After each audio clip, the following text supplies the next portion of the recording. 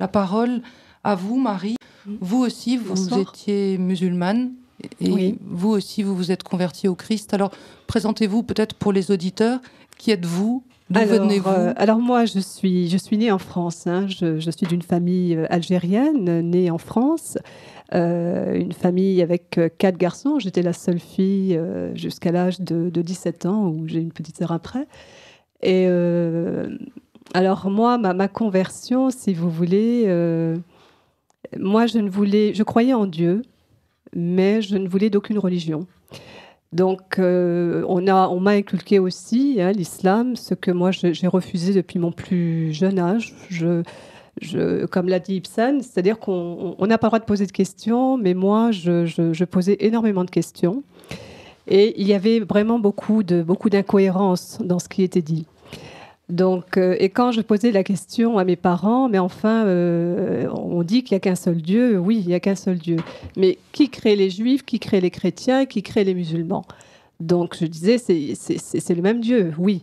Alors, je posais la question, je disais, mais comment se fait-il que dans l'islam, dans le Coran, on dit qu'il faut tuer les Juifs ou qu'il faut... Vous savez, les musulmans disent la Fatiha. La Fatiha, c'est une prière qu'on dit 5 fois par jour. Et dans la Fatiha, on nous dit ne nous mets pas sous comme les insoumis, les injustes. Alors, moi, je posais la question, je disais, mais enfin, pourquoi Dieu, s'il n'y a qu'un seul Dieu, pourquoi ce Dieu-là ne veut pas ni des chrétiens ni des juifs? Alors, ça posait question à mes parents et ils ne savaient pas quoi me répondre parce que ça ne peut pas être cohérent. Et quand on dit Bismillahir Rahmanir Rahim, au nom de Dieu, le clément et le miséricordieux, comment on peut dire il est clément, il est miséricordieux? Et comment ce même Dieu vous dit il ne faut pas aimer les juifs et les chrétiens? C'est pas cohérent. C'est un non-sens pour moi. Et moi, enfant, voilà, je posais des questions de ce genre. Donc, ça ne rentrait pas dans mon cœur. C'était pas possible. Donc, moi, j'ai complètement refusé l'islam. Vraiment, j'ai refusé ça depuis toute jeune. J'ai refusé aussi la soumission, comme l'a dit notre sœur. Islam, c'est soumission. Moi, en tant que femme, je ne voulais pas me soumettre et je ne comprenais pas pourquoi mes frères avaient droit à tout et moi à rien. Donc, il m'était interdit de sortir, il m'était interdit d'aller... Mon père, à l'âge de 14 ans, a voulu arrêter les études, etc. Donc, moi, je refusais ça. Pour moi, ce n'était pas possible d'accepter. Donc, mais je croyais en Dieu, j'ai toujours cru en Dieu. Mon existence, ma vie n'a pas été facile. J'ai eu beaucoup de souffrances. J'ai été non désirée par ma mère, j'ai été abandonnée par ma mère. Voilà, j'ai été sous le joug de mes frères, de mon père. J'ai vécu des choses qui n'étaient pas faciles et j'étais assez seule face à ce que je vivais. Mais j'ai toujours senti près de moi une présence aimante, je dois dire. Mais bon, je ne savais pas, je savais pas qui c'était vraiment. Bon, je pensais, je me disais, bon, c'est peut-être Dieu, mais je n'avais aucune certitude. Donc, j'ai grandi, voilà, en devenant adulte. Bon, je voulais d'aucune religion, donc pour moi, Dieu était universel. Et je me suis battue, vraiment, j'ai dû me battre pour acquérir ma liberté face à mes frères, face à mon père. Donc, ce n'a pas été facile parce qu'il y a eu des ruptures, notamment avec mon père, où ça a été vraiment une relation de haine, je peux dire, vraiment, où cet homme, oui, me haïssait parce que je tenais tête. Hein, je ne voulais pas me soumettre, je tenais tête et on avait des gros différends. Donc voilà, je me suis battue comme j'ai pu, mais en tout cas, je voulais être libre. Pour moi, ce qui était important, c'est d'être libre, et Dieu nous avait fait libres. Donc moi, je voulais ma liberté. Je voulais que, pour moi, tout être humain est libre. On n'a pas à imposer. On n'a pas imposé un dogme. On n'a pas imposé L'être humain est libre. Dieu nous a fait libres avec notre libre arbitre, et on a le droit de vivre comme on veut, comme on l'entend. Donc, adulte, bon, il y a eu des séparations, mes parents ont divorcé, j'ai suivi ma mère pour venir à ses besoins, pour subvenir à ses besoins. Et puis, j'ai repris des études adultes. J'avais envie d'aider les autres parce que moi-même, ayant une vie difficile, et j'étais très, très seule parce que, bon, dans l'enfance, j'étais rejetée. Je ne savais pas pourquoi les gens me rejetaient, pourquoi les adultes, et notamment autour de moi, la famille, etc., me rejetaient. J'ai appris à l'âge de 25 ans que celui que je pensais être mon père n'était pas mon père. Donc voilà, donc moi j'avais vraiment cette envie d'aider les autres parce que personne vraiment, je n'ai pas trouvé vraiment de personne qui se soit vraiment occupée de moi, qui m'ait apporté la tendresse. Je ne sais pas ce que c'est que la tendresse. Je n'ai jamais vécu la tendresse, je ne sais pas ce que c'est. Je la connais aujourd'hui par l'amour du Christ et de la Vierge Marie, où voilà, ils ont œuvré, en tout cas dans mon cœur, mais enfant, adolescente et même adulte, je dois dire, je n'ai pas connu ça.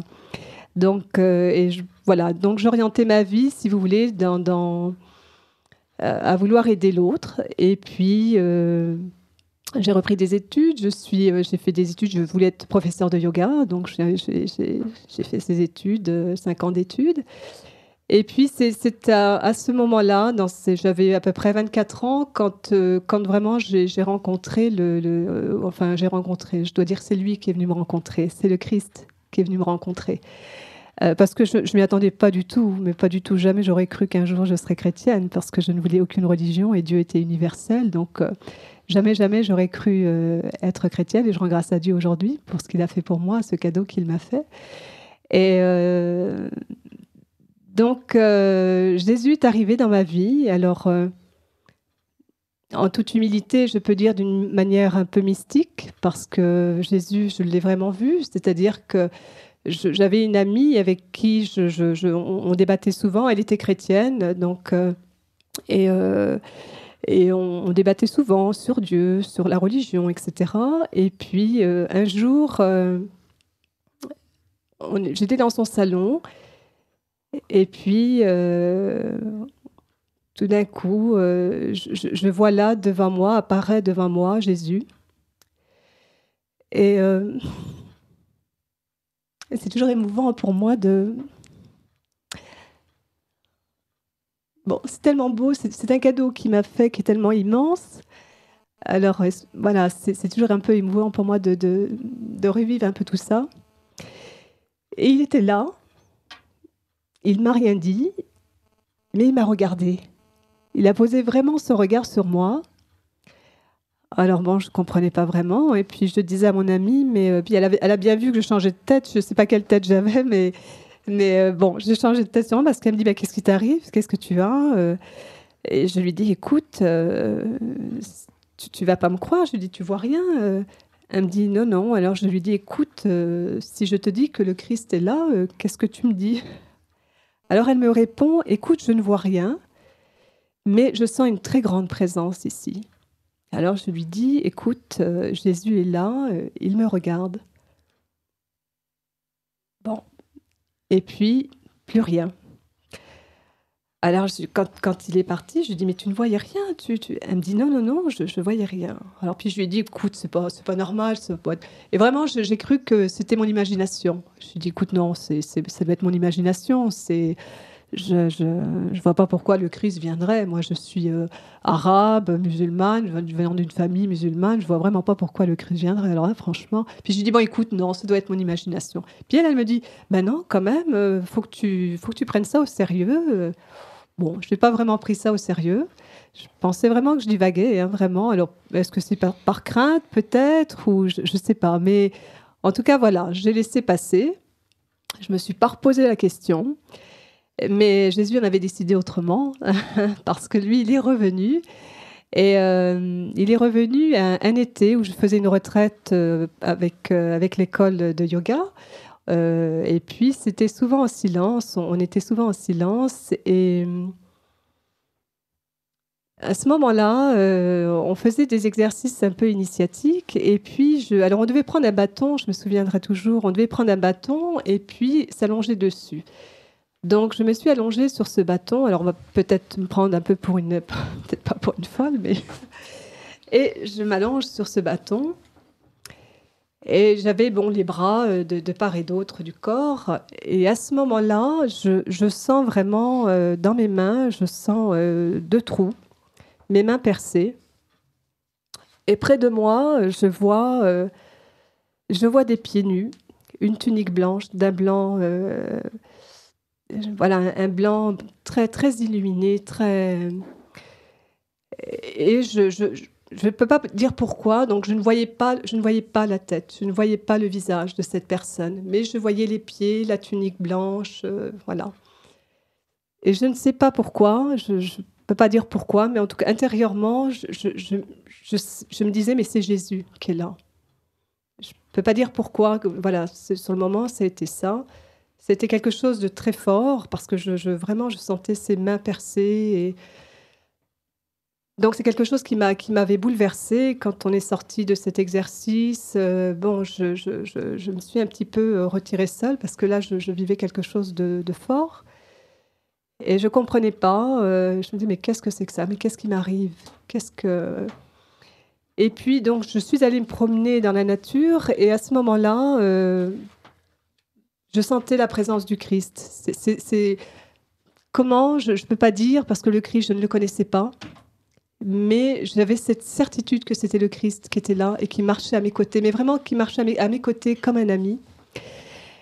Et à ce moment-là, tout d'un coup, mon regard a changé sur toute chose. Vraiment, la perspective était inversée. C'est plus moi qui regardais, mais c'était les éléments de la nature qui me regardaient.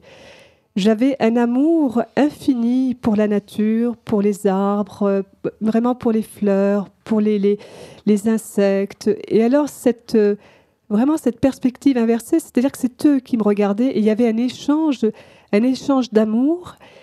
Et je voyais vraiment la présence de Dieu en toutes choses. C'était incroyable, c'était vraiment incroyable. Je le vivais, hein, je ne me posais pas de questions. Je le vivais tel que c'était.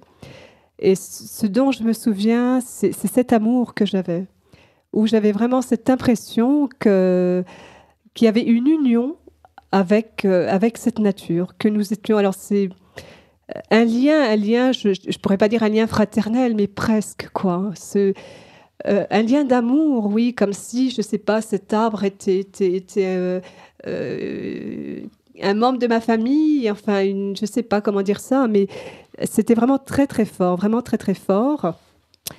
Alors là, je ne pouvais pas me dire, bon, tu divagues, tu yoyotes. C'était tellement beau, ça ne venait pas de moi, ça ne pouvait pas venir de moi.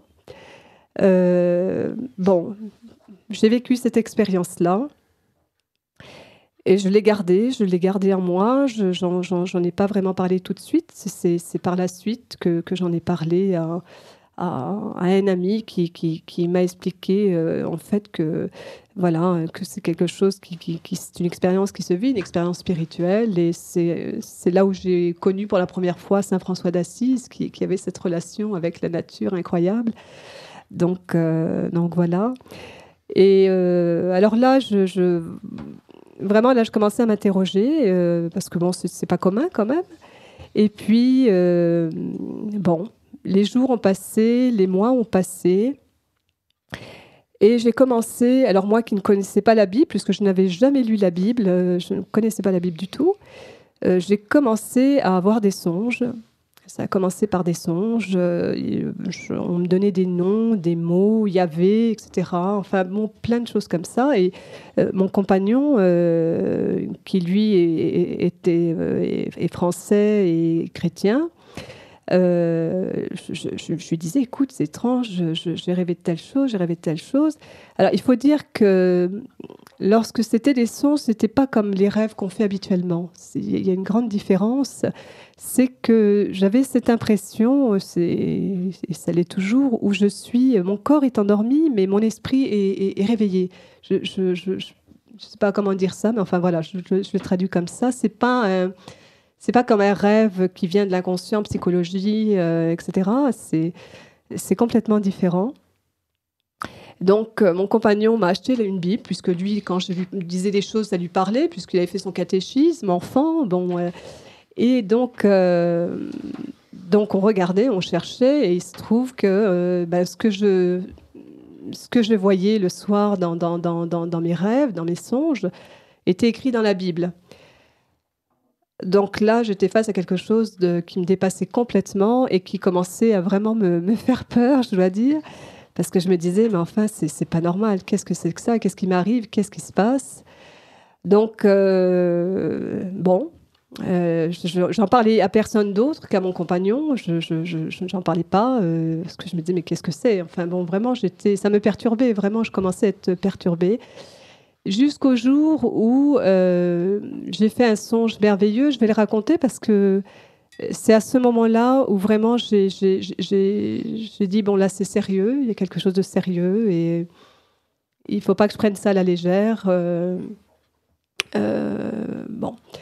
Donc je rêve un soir, pareil, hein, donc je m'endors et puis dans mon songe, je me vois moi, habillée d'une manière vraiment toute simple, toute dépouillée, vraiment toute dépouillée. Les pieds nus, enfin vraiment d'une pauvreté incroyable. Et il y avait une personne à côté de moi, je sentais une présence à côté de moi, une personne qui était toute de lumière et qui était présente et qui était à côté de moi. Et devant moi, c'est comme si qu'il y avait, je traduis comme ça, c'est comme si que j'étais au cinéma, si vous voulez, et qu'il y avait un grand écran devant moi. Donc je suis là et il se passe rien, c'est blanc. Et puis, tout d'un coup, il y a un voile blanc qui s'ouvre, comme ça. Et je vois, en hauteur, je vois un trône magnifique, un trône qui est magnifique. Personne n'est assis sur ce trône. Et je vois 12 piliers, 6 piliers à droite, 6 piliers à gauche qui descendent jusqu'en bas. Sur chaque pilier, je vois un homme habillé de blanc, vêtu de blanc. Ces hommes, pour la plupart, ont une barbe, sont d'un certain âge. Et puis, il y en a un qui est près de moi et qui, lui, est jeune, sans barbe. Il porte un livre. Et tout d'un coup, je ne sais pas comment, on me met un bébé dans les bras, un bébé avec une couronne magnifique, un bébé magnifique d'une beauté incroyable. Et un oiseau blanc arrive et vient vers moi. Il arrive vers moi et entre-temps, je vois Jésus qui arrive, qui est en haut, qui est à droite du trône et qui arrive et qui se dirige vers ce trône. Et l'oiseau vient vers moi et il me prend un cheveu. Et il me dit, c'est le fil d'or qui relie le ciel à la terre et le monde jusqu'au Christ. Et ce Christ me regarde, pose le regard sur moi. Et par la suite, cet homme, ce jeune homme qui était là, qui portait ce livre, tourne son visage vers moi, il me regarde et il me tend ce livre. Et puis, plus rien.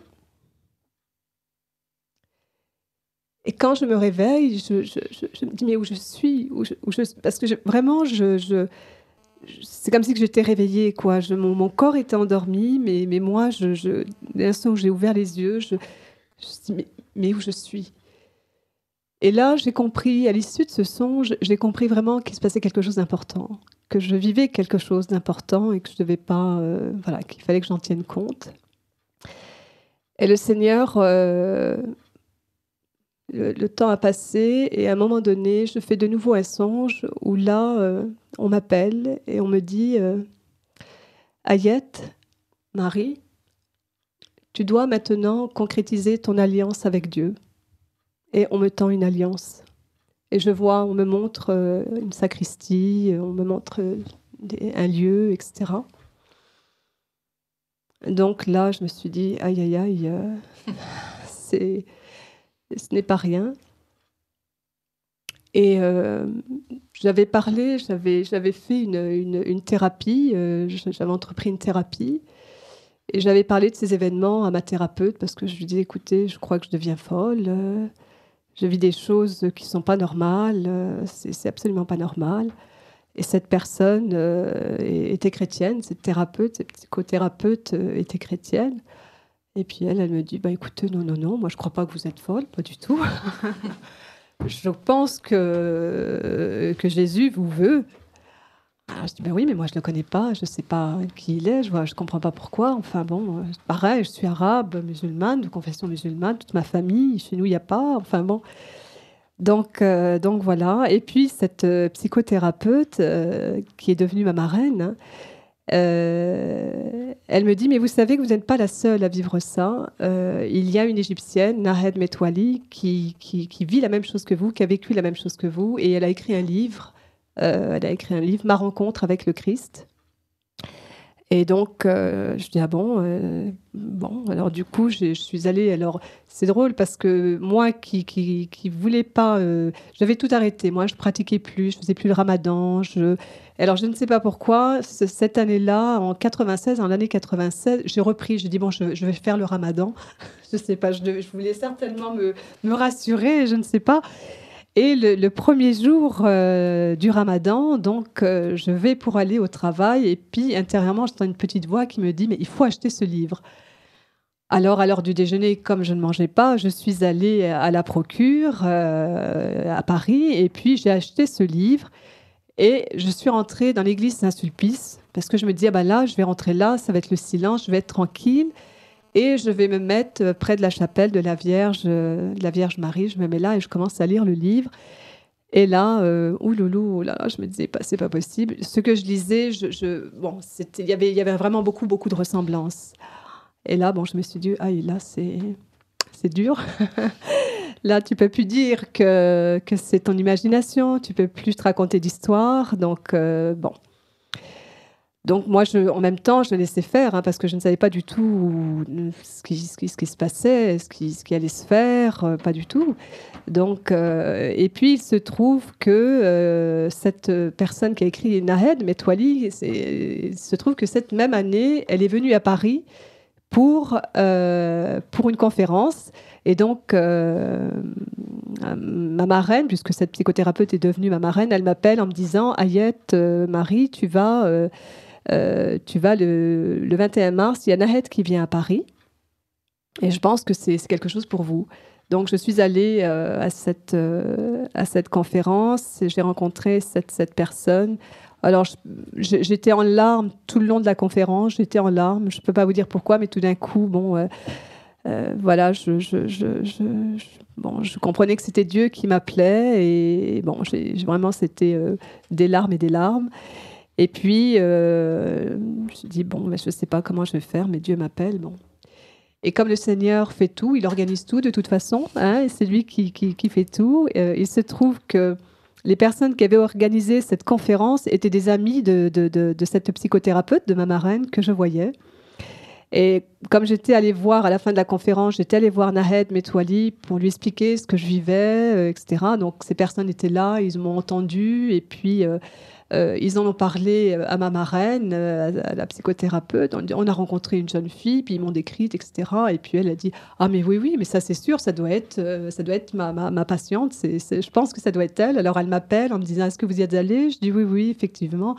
Écoutez, ils veulent vous rencontrer, ils aimeraient vous rencontrer. » Et c'est comme ça que je les ai rencontrés. Et l'une des personnes, j'ai dit « Mais écoutez, comment ils ont fait pour devenir chrétienne ?» Et puis du coup, cette personne m'a dit écoutez, il faut être baptisé, je connais quelqu'un, je vais vous y conduire. Et puis voilà, c'est comme ça que tout s'est fait en fait. Tout s'est enchaîné. Je suis entrée en catéchuménat, j'ai été baptisée. Ça a complètement transformé ma vie, vraiment. Et puis aujourd'hui, je rends grâce à Dieu parce qu'il a vraiment, il m'a vraiment métamorphosée, je dois dire. J'avais tellement souffert, j'avais tellement de souffrances que je m'étais blindée. J'avais vraiment fermé mon cœur pour ne plus souffrir parce que les humains m'avaient vraiment blessée, fait mal. Et Donc le Seigneur a œuvré dans mon cœur et il m'a changé complètement. Voilà. Et je dois dire, moi au départ, je ne comprenais pas pourquoi Jésus était venu. Vraiment, je m'étais posé longtemps la question. Et je peux dire aujourd'hui, vraiment, Jésus est venu dans ma vie vraiment pour me sauver. Me sauver parce que j'étais dans une dynamique... oui, je peux dire dans une dynamique de vie, dans le sens où je n'ai pas reçu d'amour. Je n'ai pas reçu cet amour qui fait qu'on tient debout, qu'un être humain tient debout. Sans amour, on n'est rien. Donc, et Jésus a vraiment vu ma misère. Et puis, en même temps, je dois dire aussi, j'avais rejeté, moi, tout ce qui était le monde arabe. L'islam, etc. Moi, tout ça, j'en voulais pas parce que vraiment, c'était, comme l'a dit notre sœur Ibsen, c'est que la femme n'est pas valorisée du tout, vraiment. On est moins que rien. On est à l'image un petit peu, je dirais, enfin, quand on regarde Ève, c'est Ève qui est à l'issue du péché pour eux, quelque part. Vous voyez ? Donc, nous sommes, femmes, nous sommes... voilà, c'est nous qui amenons au péché. On peut dire ça comme ça. Donc, et le prophète, parce que c'est le prophète, vraiment, quand il parle de la femme comme d'un champ de labour. Vous voyez un petit peu ? Donc, c'est énorme. Hein, c'est énorme. Hein, donc, et nous ne sommes rien en tant que femmes, nous ne valons pas grand-chose. Nous ne valons pas grand-chose. Donc, moi, j'avais complètement rejeté tout ça. J'avais complètement rejeté le monde arabe. J'avais complètement rejeté mon identité aussi d'arabe. Et à un moment donné, comme je l'ai dit tout à l'heure, c'est qu'avec mon père, on était rentrés en conflit et on se haïssait. Et à un moment donné, j'ai senti que pour être libre dans ma vie, pour vraiment être totalement libre, il fallait que je pardonne le mal qu'on m'avait fait. Il fallait que je pardonne à mon père. Et j'avais l'envie de me réconcilier avec le monde arabe. J'avais envie de me réconcilier avec le monde musulman. Je sentais qu'il fallait que je me réconcilie avec ce monde-là pour être pleinement dans mon identité, dans mes racines. Et je me suis dit, mais pourquoi Jésus est venu à ce moment-là précis ? Et je pense que Jésus est venu à ce moment-là précis parce que justement, je voulais renouer avec ma tradition musulmane. Et le Seigneur sait l'amour que j'ai pour Dieu, il sait mon amour pour lui. Et je pense qu'il est arrivé à ce moment-là pour me montrer vraiment le chemin, le véritable chemin. D'ailleurs, Jésus a dit, je suis le chemin, la vérité et la vie. Donc, et ça a été quelque chose, cette phrase a été pour moi déterminante, vraiment. Et alors, une petite anecdote, alors je ne sais pas si peut-être, enfin moi je crois aux petits signes comme ça, mais ça m'a amusée. Comme je voulais renouer avec la tradition musulmane, j'avais pris rendez-vous avec des musulmans qui habitaient la banlieue parisienne, et je prends le train. Alors ça m'a frappée parce que je prends le train démarre et le train s'arrête, même pas 2-3 minutes après, le train s'arrête et j'entends le train s'est trompé de voie. Et je me dis, comment le train a pu se tromper de voie ? C'est pas possible. Et à ce moment-là, j'ai vraiment senti que ce message était pour moi. Je ne peux pas vous dire comment, mais dans mon cœur, j'ai senti que ça, c'était pour moi. Donc, bon, je suis allée à ce rendez-vous, mais après, quand j'y repense, je dis, mais voilà, il a dû me donner un petit signe en me disant que en retournant dans l'islam, je me trompais de voie. Donc, que le chemin, le vrai chemin qui mène à Dieu, c'est vraiment le Christ. C'est pas l'islam, c'est pas le prophète. Non, c'est Jésus, le Christ. Voilà, c'est lui qui mène vraiment à Dieu. Merci Marie de votre magnifique témoignage. Nous avons reçu beaucoup d'appels d'auditeurs qui vous remercient, qui sont très émus des 2 premiers témoignages. Nous allons donner la parole maintenant à Myriam. Une question quand même rapidement. Oui. Est-ce que vous croyez que le fait d'avoir tant souffert vous a permis de recevoir plus facilement l'amour de Dieu? Parce qu'il y a là des auditeurs qui disent « Moi, je suis né chrétien, Je n'ai jamais vécu ça. Et est-ce qu'il faut... Alors, il y en a un pour rire qui dit, est-ce qu'il faut que je me convertisse d'abord à l'islam pour comprendre et pour recevoir ces bénédictions-là? Non, non. Jésus est venu sur terre. Hein. Jésus, il a dit, je ne suis pas venu pour les bien portants, pour les riches et les bien portants. Je suis venu pour les pauvres et les malades. Enfin, il est venu pour ça, qu'on soit né qu'on soit né chrétien. Vous savez, je crois que être né chrétien, c'est une grande grâce. En même temps, parce qu'un jour, une dame m'a dit, mais vous savez, moi, je suis née chrétienne, j'ai de la chance, je suis née chrétienne comme un cheveu dans la soupe. Je lui ai répondu, vous savez, madame, je ne sais pas si c'est vraiment une chance pour vous d'être née chrétienne et d'être tombée comme ça, un cheveu dans la soupe. Je lui ai dit, mais quelle est votre relation au Christ? Quelle intimité avez-vous avec Jésus? Est-ce que Jésus, vous le connaissez vraiment? Elle m'a regardée avec des grands yeux, vraiment avec un grand point d'interrogation, parce que cette intimité avec Jésus, elle ne la connaissait pas. Est-ce qu'elle avait rencontré vraiment Jésus? Personnellement, non plus. Donc, être né chrétien, c'est la chose la plus merveilleuse. Être chrétien, c'est la chose la plus merveilleuse. C'est un cadeau, c'est un trésor, en tout cas pour moi. Notre sœur l'a dit aussi, c'est magnifique. Jésus est vivant, Jésus est vraiment ressuscité. Alors, moi, oui, bon, j'ai beaucoup souffert. Alors, c'est sûr que j'avais une aspiration, probablement aussi à la guérison, à l'amour, à cette liberté. Et j'ai été probablement, parce que dans la solitude, souvent, donc j'étais aussi dans le silence. Dieu parle dans le silence. Jésus parle dans le silence.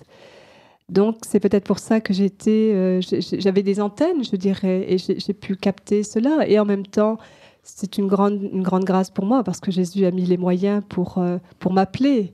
Il me connaissait aussi. Comme je l'ai dit, je me suis battue. Donc, vraiment, j'orientais ma vie, quoi. Je regardais ni à droite ni à gauche. J'allais là où j'avais tracé ma ligne de vie. Hein. Merci beaucoup.